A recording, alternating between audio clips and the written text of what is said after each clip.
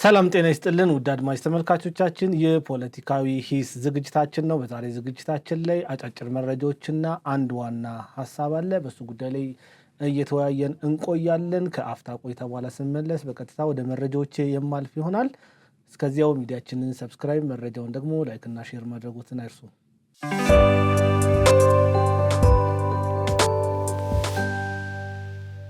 እንግዲህ ለዛሬ ወደ መረጥነው ርዕሳችን ስናልፍ የአርሰናል ደጋፊዎች በዚህ አጋጣሚ እንኳን ደስ ያላችሁ ማለት ፈልጋለሁ። ስፖርትን ከፖለቲካ ጋር አያይዘን የተወሰኑ ሐሳቦች የምንሰጥበት ጊዜ ነው የሚሆነው። የላንክሻየሩ ኩራት የሰር አሌክስ ፈርጉሰን አስማተኛ ስብስብ ደጋፊ ነኝ። እኔ በበኩሌ በደሜ ውስጥ የቀያይ ሰይጣኖች ትልልቅነት አለ። ዛሬም ድረስ እንደዛ ነው የሚፈሰው። ሁሌም የዚህ ታላቅ ክለብ ደጋፊ በመሆኔ ውስጤ በትዕቢት ሳይሆን በክብር ያብጣል። ይሄ ሪያሊቲውን ነው የምናገረው። በዚህ ክለብ የተነሳ የዋይኒ ሩኒን ወርቃማ ወጣትነትን ተመልክቻለሁ። ያ የሚበረውን ክርስቲያኖ ሮናልዶን ለማየት ችያለሁ። ኤሪክ ካንቶና አንገቱን ቀና አድርጎ ያቺ ንጉሳዊ ግርማ የተላበሰበትን ጎል ሲያገባ በቴሌቪዥን መስኮት ተመልክቼ ወድጀው ማንቸስተር ዩናይትድን መደገፍ ጀምሬያለሁ። የዴቪድ ቤካም አስማተኛ ቀኝ እግሮችን፣ የራያን ጊግስ ታማኝነትን፣ የጆርጅ ቤስት ዘላለማዊ ጥበብን፣ የፖል ስኮልስን መሐንዲሳዊ እይታና የሉዊስ ናኒ እሳትነትን ያስተናገደ ትልቅ ክለብ ነው ማንቸስተር ዩናይትድ። የዚህ ክለብ ደጋፊ ነኝ እኔ በበኩሌ። ይሄ ክለብ ታላቅ ክለብ ነው። ከሙኒክ የአየር አደጋ አመድ ውስጥ በክብር በቅሎ በ1999 ዓመተ ምህረት ባርሴሎና ኑካምፕ ላይ ባለቀ ሽርፍራፊ ሰከንድ በሱልሻየር እና በሼሪንጋም ተአምራዊ ጎሎች ሻምፒየንስ ሊግን ሲበላ ይቻላል። በ2008 የሩኒ የሮናልዶና የቴቬዝን ጥምረት ለማየት ያ ብቻም አይደለም። ከአርሰናል ቤት ሮብን ቫን ፐርሲ የተባለውን በራሪ ሆላንዳዊ አጥቂ ወስደን የፕሪሚየር ሊጉን 20ኛ ዋንጫ ስንበላ ለማየት ችያለሁ። በዚህ ክለብ ፍቅር የነደድኩ ነኝ። ይህንን ቀለም ሳለቅ ከዚህ ባንዲራ ስር ሳልወጣ ለአርሰናል ደጋፊዎች እጅግ ጎንበስ ብዬ ባርኔጣዬን አንስቼ እንኳን ደስ ያላችሁ ማለት ፈልጋለሁ። ምክንያቱም እግር ኳስ እንደዚህ ነው።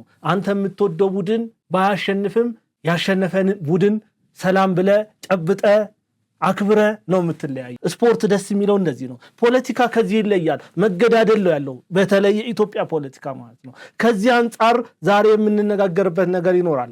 ከ22 ዓመታት ረጅም የግርዶሽ ዘመን በኋላ ነው በውጣ ውረድ ውስጥ፣ በመገፋት ውስጥ፣ በመጠላት ውስጥ፣ በሰላማዊ ስድቦች ውስጥ አልፈው ነው ይህንን ህመማቸውን ተቋቁመው ነው አርሰናሎች ዋንጫ ይበሉት። እንኳን ደስ ያላችሁ። ለዚህ ትልቅ ክብር፣ ትልቅ ኩራት ይሰማኛል። እኔ የማንቸስተር ዩናይትድ ደጋፊ በሆንም ግድ ነው። እግር ኳስ እንደዛ ነው ያስተማረኝ። ማሸነፍ፣ መሸነፍ፣ አቻ መውጣት አለ። በሶስቱ ውጤት ውስጥም ግን መጨረሻ ላይ መጨባበጥና ማሊያ መቀያየር አለ። ላሸነፈክ አካል ጋርዶ ፎነር ሆነ ታጨበጭባለ፣ ተሸንፈ ጎንበስ ብለህም። ስለዚህ አርሰናሎች ይገባቸዋል። ለፍተዋል፣ አመቱን ሙሉ ጥረዋል። በውስጣቸው ያንን ሁሉ የስድብ መከራ አምቀው ነው ይህንን የክብር ዘውድ የደፉት። ቀላል አይደለም። እንኳን ደስ ያላችሁ ሊባል ይገባል። በእንኳን ደስ ያላችሁ ብቻ ሊታለፍ አይገባም። እግር ኳስ ስሜት ነው። ስሜት ደግሞ እውነት ነው። እውነት ደግሞ ፍቅር ነው።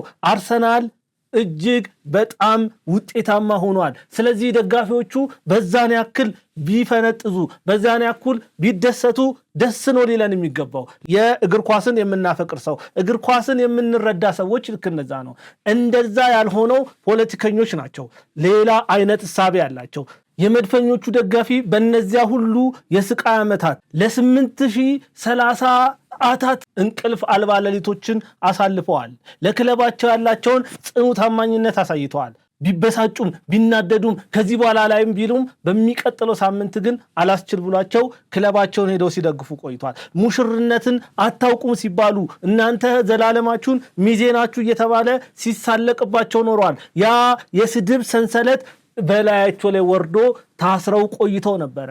ስለዚህ እነዚህ ሰዎች እነዚህ ደጋፊዎች ቢደሰቱ ለምንድነው ልናዝን የሚገባው? ፖለቲከኞች ከዚህ መውጣት መቻል አለባችሁ። ለነዚህ ይሄንን ስሜት እናንተ አታውቁትም። ምን ያህል መሰደብ፣ ምን ያህል መገፋት፣ ምን ያህል መጠላትን እንዳሳለፉ አታውቁም። ዛሬ ለአንዴና ለመጨረሻ ጊዜ ያ የመሰደብ የመጠላት ትንሽ ናችሁ ተብሎ የመናቅ ጊዜ አብቅቷል። ዛሬ እነሱ አሸናፊዎች ናቸው። አንገታቸውን በአደባባይ ከፍ አድርገው በክብር ቆመዋል። ይህንን አሸናፊነታቸውን ልናምን ይገባል። ዛሬ መጨፈር፣ መደሰት፣ በሐሴት ቢያለቅሱ መብታቸው ነው። ፖለቲካ የሚተነትኑ ሰዎች ከእግር ኳስ መማር ያለባቸው ነገር ይሄን ነው። በ5 ሚሊዮን ብር ብቻ ለ10 ቤቶች የወጣ ልዩ ቅናሽ በውቢቷ ሲኤምሲ አፍሪካን ኮንቬንሽን ሴንተር ፊት ለፊት ምንም አይነት የብር ጭማሪ የሌለበት በካሬ 98,000 ብር ብቻ ከ50% የባንክ ብድር ጋር የተመቻቸ በ10% ቅድመ ክፍያ ጀምሮ ባለ 1 መኝታ በ720 ሺህ ብር፣ ባለ 2 መኝታ በ1 ሚሊዮን ብር፣ ባለ 3 መኝታ በ1.3 ሚሊዮን ቅድመ ክፍያ። በተጨማሪም በጣም ውስን በሆኑ ቤቶች ላይ የተደረገ 30% ቅናሽ በካሬ 74,000 ብር ብቻ። እንዲሁም በውስጡ ጂም፣ ስፓ፣ የልጆች መጫወቻ፣ የመዋኛ ገንዳ ከበቂ ፓርኪንግ ጋር አዘጋጅተንሎታል። ለበለጠ መረጃ ስክሪኑ ላይ ባለው ስልክ ይደውሉ። ድሪም ቢልደርስ ሪል ስቴት። ተሸንፎም ላሸነፈ አካል ማጨብጨብ እንደሚቻል መማር መቻል አለበት። ይሄ ትክክል ነው። ይህንን ነገር ነው ማየት መቻል ያለባችሁ። ዛሬ የአርሰናል ደጋፊዎች ትናንትና ሲንቋቸው ከነበሩ የማንቸስተር ዩናይትድ ደጋፊዎች፣ የማንቸስተር ሲቲ ደጋፊዎች በላይ አንገታቸውን ቀና አድርገው የድል ክብራቸውን ወስደዋል። እግር ኳስን የሚወዱ ሰዎች በዚህን ያክል እኮ አልተበሳጩም እኮ። የሌሎች ደጋፊዎች እኮ ይህን ያህል አልተሳደቡም። ግን ፖለቲከኞቻችን ምን ሲያደርጉ እንደነበር አይተናል። ሲራገሙ ነበረ። ይሄ ትውልድ እያሉ ትውልዱን ለነሱ የፖለቲካ ዓላማ ለመጠቀም አለመቻላቸው አበሳይቷቸው እንዴት ለአርሰናል ድጋፍ ይወጣሉ ሲሉ ነበረ። እግር ኳስን አታውቁም፣ እግር ኳስን የማታውቁ ስለሆነ ዝም በሉ። እግር ኳስ ምን ያህል ህመም፣ ምን ያህል ደስታ እንዳለው እነዚህ ደጋፊዎች ያውቁታል። ምን ያህል መጠበቅ፣ ምን ያህል መገፋት፣ ምን ያህል መሰቃየት እንደነበረው እያንዳንዷ ሞመንት ምን ያህል ውጣ ውረድ እንደነበራት እነሱ ያውቁታል። ስለዚህ እነዚህን ደጋፊዎች ለምን የእኛም ፖለቲካ አልሰራችሁም ተብለው ሊናቁ አይገባም። ዛሬ በሰገነቱ ላይ ናቸው። ወርቃማ ቀን ነው ለነሱ። በዚህ ምድር ላይ ያለውን የትኛውንም አይነት ደስታ ቢደሰቱ ልናዝን አይገባም። መንገድ ቢዘጉ ቢጨፍሩ ይገባቸዋል። ይሄ ደስታ ሊያንሳቸው እንጂ አይበዛባቸውም።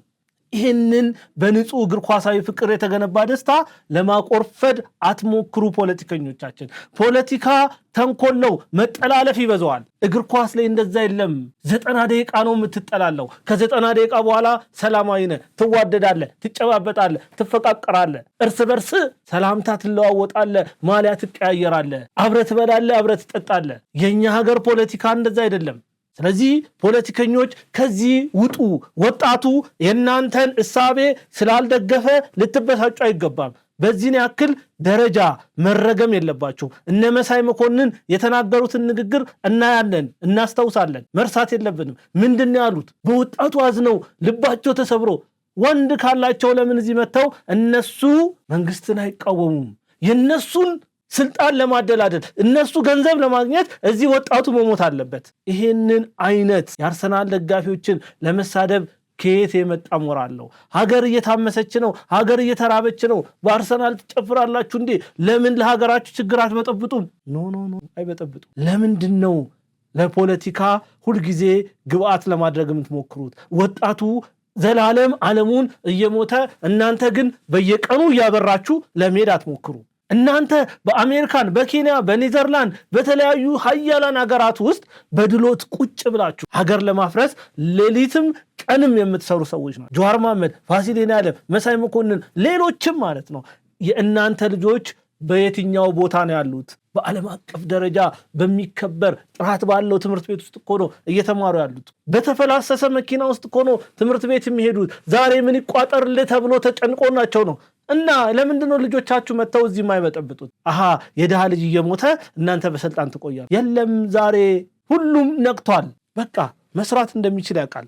ችግር አለ፣ ኦፍኮርስ ይኖራል። የትኛውም ዓለም አለ ይህ ችግር።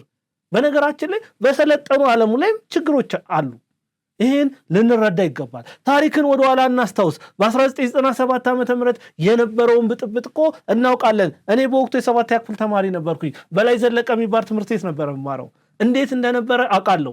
በጣም ልጆች ነበርን። አዲስ አበባ ዩኒቨርሲቲ ከትምህርት ቤታችን ትንሽ ከፍ ብሎ ነው ያለው። ይበጠበጣል። እዛ ኃይለኛ ጮህ ሲበጠበጥ ነገሮች ሲፈጠር የኛም ትምህርት ቤት ያሉ 8ኛ ክፍል ላይ የነበሩ ተማሪዎች ትንሽ ጎረምሳ የነበሩ ይበጠብጣሉ። ፌዴራል ፖሊስ ይመጣል። እንክትክት አድርጎ ቀጥቅጦን ሰባብሮ ይሄዳል።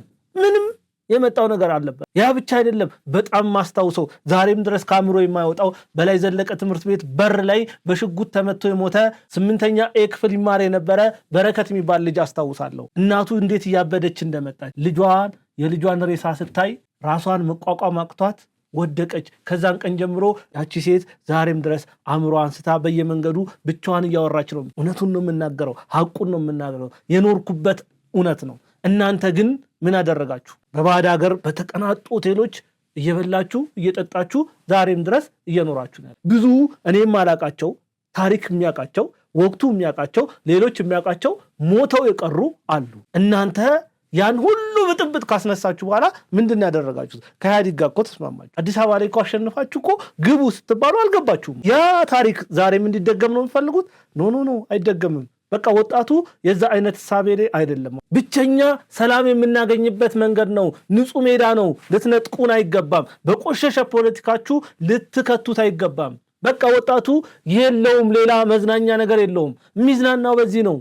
በቃ ልተውለት ይገባል።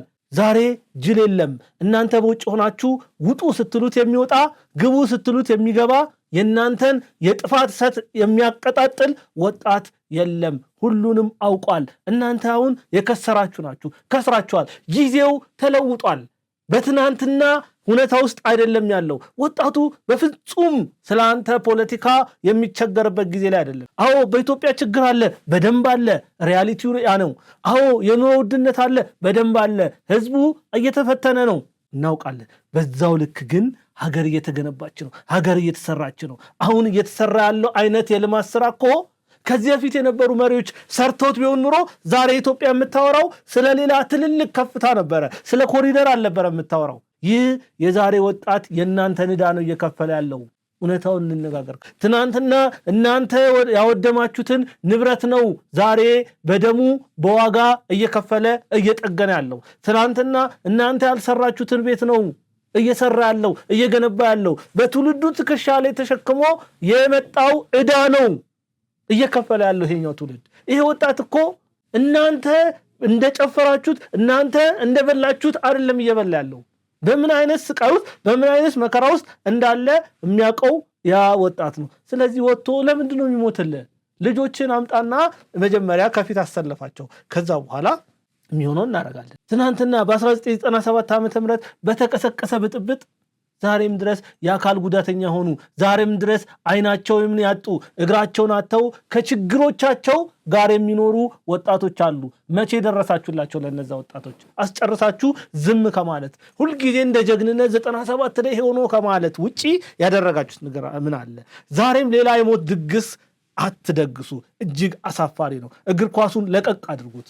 ዛሬ የመድፈኞቹ የደስታ ቀን ነው። ይጨፍሩበት፣ ይደሰቱ። እነዚህ ወጣቶች ሌላ መደሰቻ የላቸውም። ልተዋቸው ነው የሚገባው። መድፉ ዛሬ በክብር ቀና ብሏል። ምስጋና ለአርቴታ ይሁን፣ ለተጫዋቾቹም ምስጋና ይገባል። እነዛ 22 ዓመታት ሙሉ በኤሚሬትስ ስታዲየም ውስጥ ቁጭ ብለው ሲያለቅሱ የነበሩ ደጋፊዎች ዛሬ በደስታ እየዘለሉ ጮቤ ረግጠው እንደዛ አይነት ደጋፊዎች በየሀገሩ አሉ። ሪያሊቲ ያ ነው። ኢትዮጵያ ብቻ እኮ አይደለም ያየው፣ ኬንያ ላይ ሆኗል፣ ሌሎች ኡጋንዳ ላይ ሆኗል። ለምንድነው እነዛን ኡጋንዳ ላይ ያሉ ወጣቶችን ኬንያ ላይ ያሉ ወጣቶችን ፖለቲካ አልሰራችሁልንም አልተባሉም እኮ? በቃ ሌላ ጉዳይ ነው። ፖለቲካና እግር ኳስ ይለያያል ሲጀመርም ማለት ነው። ይህንን በደንብ ልትረዱ ይገባል። ይሄ ድል በትውልዶች መካከል የተዘረጋ የወርቅ ድልድይ ነው። እርስ በርሳቸው አስማምቷቸዋል። ዛሬ በአዲስ አበባ ምን አይነት ዕለት እንደነበረን አማራ አልተባለም፣ ኦሮሞ አልተባለም፣ ትግሬ አልተባለም፣ በአንድ ላይ ሲጨፍሩ ነበረ። እግር ኳስ ብሔር አያስቆጥርም። እግር ኳስ ሃይማኖት አይለይም። እግር ኳስ ልዩነትን አይቆጥርም። አንድ አድርጎ ነው የሚያስጨፍር የሚያስደስት። ስለዚህ ይሄ አይነት ሰላም በሀገሪቷ ውስጥ ይኖራል።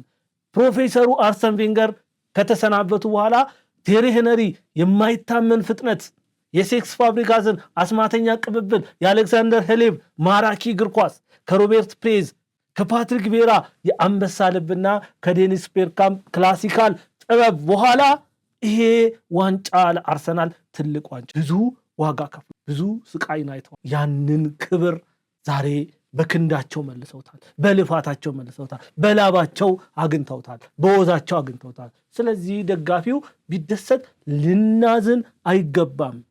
እኔ ይወልኮ የማንቸስተር ዩናይትድ ደጋፊ ነኝ እያልኩ ነው፣ ግን በቃ እግር ኳስ ይገባኛል፣ ስሜቱ ምን እንደሆነ እረዳለሁ። መበሻሸቅ ሊኖር ይችላል፣ መነቋቆር ሊኖር ይችላል፣ ግን እንኳን ደስ ያላችሁ ማለትን እችልበታለሁ። ምክንያቱም እግር ኳስ ያንን ያስተምራል። ዊሊያም ሳሊባ፣ ገብርኤል ማጋሌሽ፣ ቡካዮ ሳካ፣ እነ ቪክቶር ዮኬሬሽ የከፈሉት መስዋዕትነት ከፔፕ ጋርዲዮላ፣ ከማይክል ካሪክ፣ ከሌሎችም የእንግሊዝ ፕሪሚየር ሊግ ታላላቅ አሰልጣኞች በላይ አርቴታ ትልቅ ስራ ሰርቶ ዋንጫ አግኝተዋል። ይሄ ትልቅ ክብር ነው፣ ሊደሰቱ ይገባል። 22 ዓመት ቀላል አይደለም፣ ረጅም መጠበቅ ነው፣ ረጅም ጉዞ ነው፣ ረጅም ስቃይና መከራ አልፎ የተገኘ ድል ነው። ይህንን አደባባይ ላይ ወጥቶ ማክበር ነውር አይደለም። በዚያው ልክ እስቲ የኛዋን አዲስ አበባ እንያት። ከዘመናት መቆሸሽና መረሳት በኋላ ይህንን የመሰለ ውብ ሌሊት ስታሳልፍ ከኒውዮርክና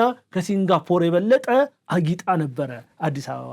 የአርሰናል ደጋፊዎች በዚህ ውብ ከተማ ላይ የለበሱት ነጭና ቀይ ማሊያ ከተማዋን ምን አይነት ውበት ሰጥቷት እንደነበረ በዛ ሌሊት የነበሩ ሰዎች፣ በዛ ስሜት ውስጥ የነበሩ ሰዎች ያውቁታል። ወጣቱ ምን እንደነበረ ያውቃል። ወንድ አላለም፣ ሴት አላለም፣ ከህፃን እስከ ትልልቅ ብዙ ዋጋ የተከፈለበት ዋንጫ ነው።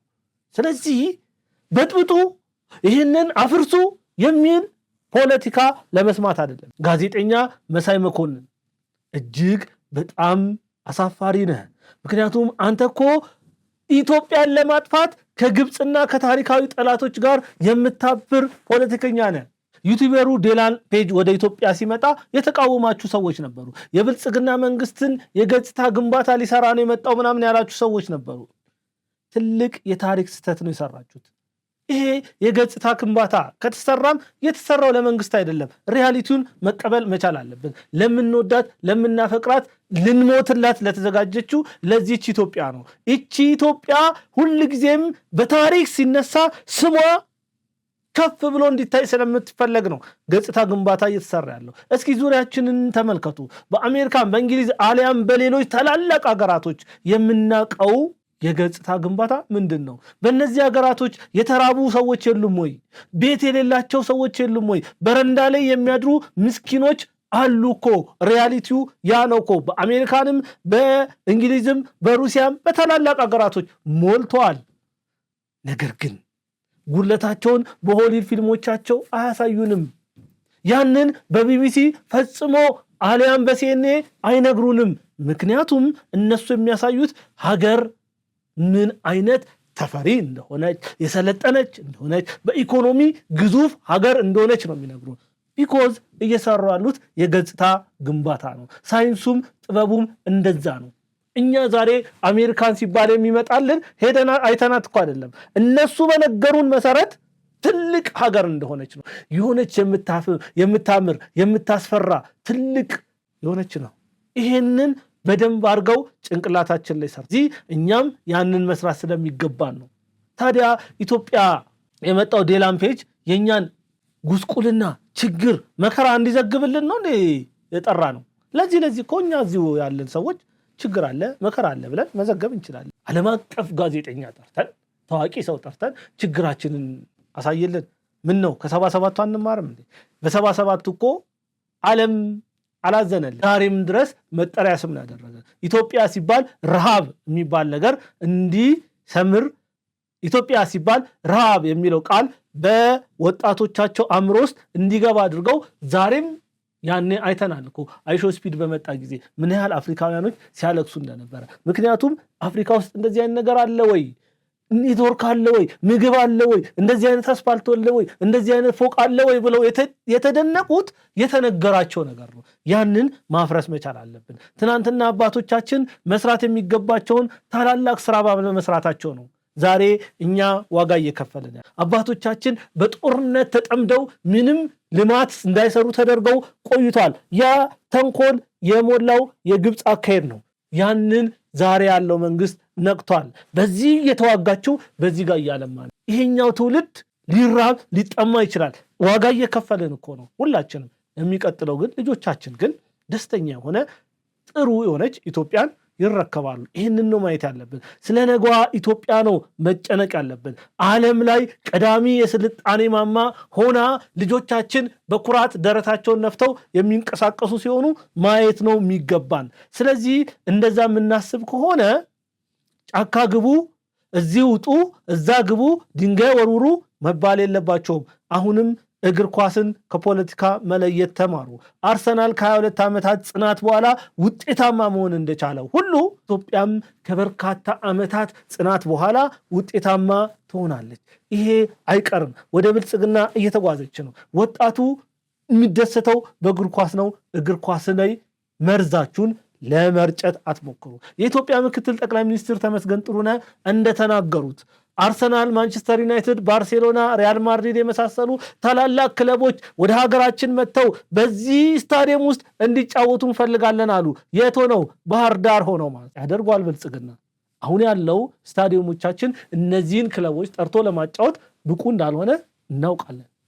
ግን ብልጽግና ከጨከነ ከኦልትራፎርድ የማያንስ ስቴዲየም፣ ከኤምሬትስ የማያንስ ስቴዲየም፣ ከስታንፎርድ ብሪጅ የማያንስ ስቴዲየም፣ ከበርናባው ከኑካምፕ የተሻለ ስቴዲየም መስራት ይችላል። ሰርተው ስላሳዩ ነገ ከነገ ወዲያ እነዚህ ያላቸው ትልልቅ ክለቦች ወደ ኢትዮጵያ መጥተው ኢትዮጵያ ውስጥ ያኔ ይሄ ቃል ትክክል እንደነበረ ይገባቸዋል። ዛሬ እየሳቃችሁ ያላችሁ ጠላቶች ያልፋል፣ የማያልፍ ነገር የለም ከተሰራ ከዚያ በላይ እና አሁንም እግር ኳሱን ለቀቅ አድርጉት፣ ወጣቱን ለቀቅ አድርጉት። ሙትልን አትበለው። መሞት ከፈለጋችሁ ኑና እናንተ ቀድማችሁ አሳዩ። ከዛ በኋላ ወጣቱ ይከተላችኋል እንጂ ዘላለም ወጣቱ እየሞተ እናት በቤቷ ቁጭ ብላ እያለቀሰች መከራ እየከፈለች ዋጋ እየከፈለች አንድ ቀን ምንም ነገር ላላደረጋችሁላቸው ወጣቶች ውጡና ይሄን አድርጉ ማለት የለባችሁ። ዴላን ፔጅ እኮ ወደ ኢትዮጵያ ከመጣ በኋላ ለአንድ ኢትዮጵያዊ ሕፃን ልጅ ምን አለ? ይሄ ልጅ በእግር ኳስ ችሎታው ዓለምን ሊቀይር ይችላል። ስለዚህ የእንግሊዝ ክለቦች እድል ከሰጡት ወጪውን ሸፍናለሁ አለ። እናንተ ግን እንደዚህ አድርጋችሁ አታቁም እኮ። ውሃ አስቆፍራችሁ አታቁም። ግን ምን ታቁት ምንድን ነው? ውጡ፣ አስፋልት ዝጉ፣ አቃጥሉ፣ ስበሩ፣ መኪና እንደዚህ አድርጉ ነው የምታቁት። ይሄንን አይነት እሳቤ መቀየር መቻላል። የዴላን ፔጅ ወደ ኢትዮጵያ መምጣት ውሃ ሰጥቶ ወተት እንደመቀበል ነው። በዛን የሚያክል 19 ሚሊዮን የሚሆን ተከታዩ አለ። ስለ ኢትዮጵያ የሚናገረው ንግግር ከነዛ 19 ሚሊዮን ሰዎች መካከል ከሚያዳምጡት ሰዎች መካከል ጥቂቶቹ ወደ ኢትዮጵያ ቢመጡ ለኢትዮጵያ ቱሪዝም ትልቅ ነው። ስለዚህ የተሰራው ስራ ትልቅ ስራ ነው። የግድኛ ካልሰራን የሚባል ነገር የለም። እውነቱን እንነጋገር ከተባለ አሁን ካላችሁ ትልልቅ ፖለቲከኞች ነን፣ ጋዜጠኞች ነን ባዮች በሙሉ ማለት ነው ከናንተ ጋር ከመስራት ሚሊየን ታይምስ ከነ አዶናይ ጋር ከነ ብሩክ ጋር ከነ ሙሴ ጋር ከነ ዴላን ፔጅ ጋር ከነ አይሾ ስፒድ ጋር መስራት እጅግ አዋጭ ነው። መቀበል አለባችሁ። በቃ ዘላለም ሮሮ እየነገራችሁን የምትኖርበት ወቅት አይደለም። ዛሬ ኢትዮጵያ በሌላ ዓለም ናት። በ5 ሚሊዮን ብር ብቻ ለ10 ቤቶች የወጣ ልዩ ቅናሽ በውቢቷ ሲኤምሲ አፍሪካን ኮንቬንሽን ሴንተር ፊት ለፊት ምንም አይነት የብር ጭማሪ የሌለበት በካሬ 98,000 ብር ብቻ ከ50% የባንክ ብድር ጋር የተመቻቸ በ10% ቅድመ ክፍያ ጀምሮ ባለ 1 መኝታ በ720,000 ብር፣ ባለ 2 መኝታ በ1 ሚሊዮን ብር፣ ባለ 3 መኝታ በ1.3 ሚሊዮን ቅድመ ክፍያ። በተጨማሪም በጣም ውስን በሆኑ ቤቶች ላይ የተደረገ 30% ቅናሽ በካሬ 74,000 ብር ብቻ። እንዲሁም በውስጡ ጂም፣ ስፓ፣ የልጆች መጫወቻ፣ የመዋኛ ገንዳ ከበቂ ፓርኪንግ ጋር አዘጋጅተንሎታል። ለበለጠ መረጃ ስክሪኑ ላይ ባለው ስልክ ይደውሉ። ድሪም ቢልደርስ ሪል ስቴት። ተመልሻለሁ ውድ አድማጭ ተመልካቾቼ፣ ወደ መረጃ ነው የማልፈው። የመጀመሪያው መረጃ ለአማራ ሕዝብ ከብልጽግና የተሻለ በጎ ዘመን አይመጣም ሲሉ አቶ ተመስገን ጥሩነህ ተናግረዋል። በባህር ዳር ከተማ በተካሄደው የብልጽግና ፓርቲ የምርጫ ቅስቀሳ ማጠቃለያ ሰልፍ ላይ የተገኙት ምክትል ጠቅላይ ሚኒስትር አቶ ተመስገን ጥሩነህ በነፃ አውጪ ስም የተደራጁ የፋኖ ታጣቂዎች ከታሪካዊ ጠላቶቻችን በላይ በክልሉ ላይ የከፋ ጥፋት ፈጽመዋል ሲሉ ተናግረዋል። ምክትል ጠቅላይ ሚኒስትሩ በንግግራቸው ውስጥ ታሪካዊ ጠላቶችና የውስጥ ባንዳዎች የአማራን ስም ጥላሸት ከመቀባት ጀምሮ ህዝቡን ከሌሎች ወንድሞቹ ጋር ለማጋጨት ሴራ ሲሰሩ መቆየታቸውን አስታውሰዋል።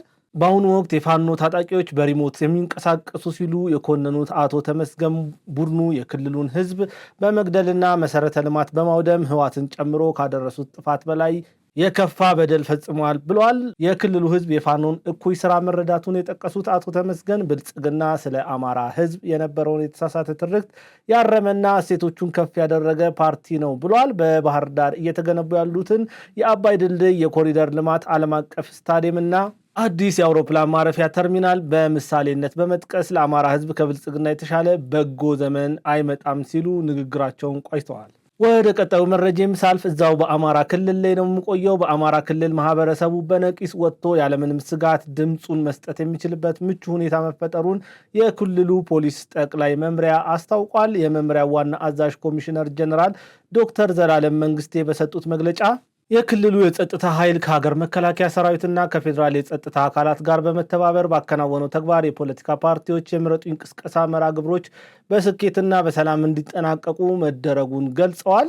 ከመራጮች ምዝገባ ጀምሮ በቅድመ ምርጫ የታየው የማህበረሰቡ የነቃ ተሳትፎ ህዝቡ ምርጫን ብቸኛ አማራጭ ማድረጉን ያሳየና የሰላም አማራጭን ለማይደግፉ ኃይሎች ትልቅ መልስ የሰጠ መሆኑን ጠቁሟል። ኮሚሽነር ጀነራሉ ማክለው ፖሊስ ከምርጫ ዕለት ጀምሮ እስከ ድረ ምርጫ ያለውን ሰላማዊ ሁኔታ ለማስቀጠል ዝግጁ መሆኑን አረጋግጧል። ህዝቡ በሐሰተኛ መረጃ ሳይታለልና የምርጫ ሂደትን ለማወክ የሚንቀሳቀሱ ኃይሎችን ዓላማ በማክሸፍ ከጸጥታ አካላት ጋር በቅንጅት እንዲሰራ ጥሪ አቅርበዋል። ወደ ሶስተኛው መረጃ ሳልፍ በአላማጣ ከተማ የህወሓት ታጣቂዎች ቤት ለቤት ትጥቅ ማስፈታት መጀመራቸው ተሰምቷል። በአላማጣ ከተማና አካባቢው የህወሓት ታጣቂዎች በሌሊት ጭምር ቤት ለቤት እየዞሩ የጦር መሳሪያ የመንጠቅና ትጥቅ የማስፈታት ዘመቻ መጀመራቸውን ነዋሪዎች ገልጸዋል። በትጥቅ ማስፈታቱ በዋናነት የቀድሞ ሰራዊት አባላት፣ ሚሊሻዎችና ታዋቂ ግለሰቦች ላይ ያነጣጠረ መሆኑ ተገልጿል። የሪፖርተር ጋዜጣ ያነጋገራቸው የከተማ ነዋሪዎቹ እንደገለጹት የህወሓት ኃይሎች አካባቢውን ከተቆጣጠሩ ጊዜ ጀምሮ ያደረጉትን እንቅስቃሴ በማህበረሰቡ ዘንድ ተቃውሞ የገጠመው ሲሆን በአሁኑ ወቅት ንቁ የፖለቲካ ተሳትፎ ያላቸው ታዋቂ ሰዎች ትጥቅን ከመንጠቅ ባለፈ አንዳንዶች በግዳጅ ለወታደራዊ ስልጠና ይዟቸው እየሄዱ ነው ብለዋል። ታጣቂዎቹ በከተማው ዙሪያ መጠነኛ ወታደራዊ ስልጠና እያደረጉ መሆኑን የጠቀሱት ነዋሪዎቹ የአካባቢው የመንግስት መዋቅር መፍረሱንና ከተማው ከፍተኛ የዳግም ጦርነት ስጋት ድባብ ውስጥ መውደቁን አስታውቀዋል። ወደ ቀጣዩ መረጃ ሳልፍ ፋኖ አለው ለማለት ብቻ ብቅ ጥልቅ እያለ ነው ሲሉ ጀነራል መሐመድ ተሰማ ተናገሩ።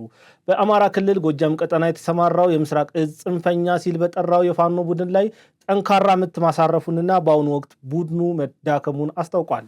የእዙ አዛዥ ጀነራል መሐመድ ተሰማ በትናንትናው ዕለት በሰጡት ዝርዝር ማብራሪያ በሰሜንና ምዕራብ ጎጃም፣ በአዊ እንዲሁም በደቡብ ጎንደር ዞኖች በፋኖ ኃይሎች ላይ ጠንካራ እርምጃ መወሰዱን ገልጸው ቡድኑ በአሁኑ ወቅት በየጉድጓዱ ተደብቆ አለው ለማለት ብቻ ብቅ ጥልቅ እያለ እንደሚገኝ ተናግረዋል።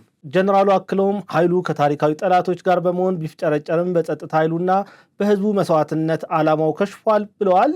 ህዝቡም ይህንን ኃይል ከተደበቀበት አውጥቶ ለመደምሰስ የጥቆማ ስራዎችን በማጠናከር ኃላፊነቱን እንዲወጣ ጥሪም አቅርበዋል። በማብራሪያ መድረኩ ላይ የተገኙት በምክትል ርዕሰ መስተዳደር ማዕረግ የገጠር ዘርፍ አስተባባሪ ዶክተር ድረስ ሳህሉ በበኩላቸው ህብረተሰቡ በሰራዊቱ ላይ የነበረውን የተዛባ አመለካከት ማስወገዱን ገልጸዋል። ህዝቡ በጽንፈኛው ፕሮፓጋንዳ ሳይበገር የጀመራቸውን የልማት ስራዎች እያስቀጠለ እንደሚገኝም ዶክተር ድረስ አብራርተዋል። ወደ ቀጣዩ መረጃ ነው ማልፈው። ፕሬዚዳንት ኢሳያስ ወልቃይት በህወሓት እጅ እንዲገባ አይፈልግም ሲሉ ዶክተር ጌታቸው አሰፋ ተናገሩ። ህወሓት የትግራይ ጊዜያዊ አስተዳደርን አፍርሶ የራሱ ምክር ቤት ማቋቋሙንና የፕሪቶሪያን ስምምነት መፍረሱን ካወጀ በኋላ የፌዴራል መንግስት የዝምታ አማራጭን መምረጡ አነጋጋሪ መሆኑ ተሰምቷል። ቢቢሲ ይህንን ተከትሎ የፌዴራል መንግስቱ ሊወስዳቸው በሚችላቸው እርምጃ ዙሪያ የህግና የፖለቲካ ተንታኞችን ዋቢ በማድረግ ሰፊ ዘገባ ይዞ ወጥቷል። በትንታኔው ላይ የተሳተፉት የፖለቲካ ተንታኙ ዶክተር ጌታቸው አሰፋ ያነሷቸው ዋና ዋና ነጥቦች፣ አንደኛ ህወሓት በአሁኑ ወቅት ወታደራዊ እርምጃ ውስጥ ይገባል ተብሎ ባይታመንም ይህ የሆነው ፍላጎት በማጣቱ ሳይሆን አሁን ካለው ነባራዊ ሁኔታ ከኤርትራ መንግስት ጋር ካለው ግንኙነት አንጻር መሆኑን ገልጸዋል። ሁለተኛ የትግራይ ኃይሎች በአሁኑ ወቅት በአማራ ክልል አስተዳደር ስር የሚገኘውን የወልቃይት ወይም ምዕራብ ትግራይ አካባቢን ለመቆጣጠር ወታደራዊ እርምጃ ቢወስዱ ጉዳዩ ከአስመራ ጋር ያላቸውን ግንኙነት ያወሳስበዋል ሲሉ እኚህ ተንታኝ ገልጸዋል። ተንታኙም አክለው ምንም እንኳን በአሁኑ ወቅት በአስመራና በህወሓት አመራሮች መካከል ግንኙነት እንዳለ ቢገልጹም የፕሬዚዳንት ኢሳያስ አፈወርቂ መንግስት ምዕራብ ትግራይ ተመልሶ በህወሓት እጅ እንዲገባና ክልሉ ከሱዳን ጋር እንዲገናኝ በፍጹም እንደማይፈልግ ዶክተር ጌታቸው አስረግጠው ተናግረዋል። በመድረኩ ላይ ዶክተር አደም ካሴም በበኩላቸው በፌዴራል መንግስቱ ቀጣይ እርምጃዎች ዙሪያ ሰፊ ትንታኔ ሰጥተዋል። ወደ ቀጣዩና ወደ መጨረሻው መረጃ ሳልፍ ኤርትራን ወደ ግዙፍ እስር ቤትነት የቀየረው የአስመራ አገዛዝ ሊፈርስ ይገባል ሲሉ ቲቦር ናጄ ተናገሩ።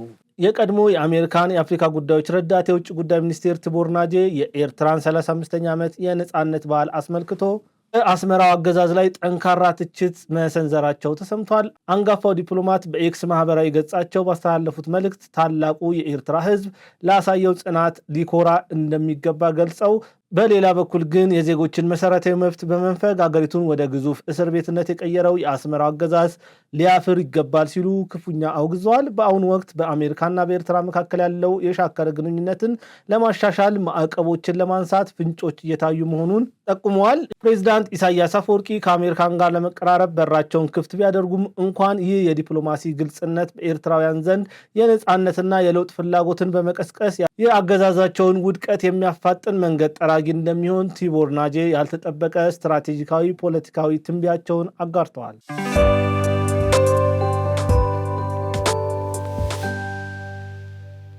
ውድ አድማጭ ተመልካቾቻችን ለዛሬ የነበረን ፕሮግራም ይህንን ይመስል ነበረ። ከፕሮግራሙ ጋር እኔ ቢኒያም ከድር ነበርኩኝ። መልካም ጊዜ ይሁንላችሁ።